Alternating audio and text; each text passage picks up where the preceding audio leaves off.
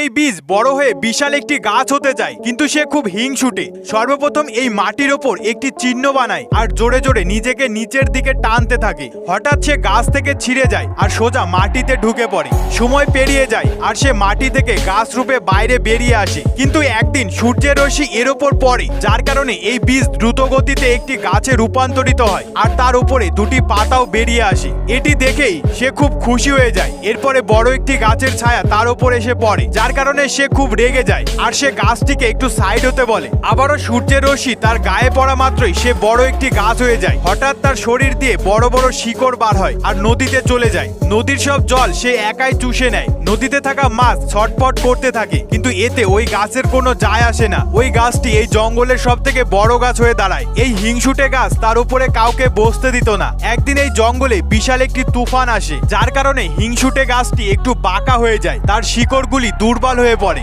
আর সে মাটিতে আছড়ে পড়ে। আবার ওই গাছ থেকে নতুন একটি বীজ তৈরি হয়।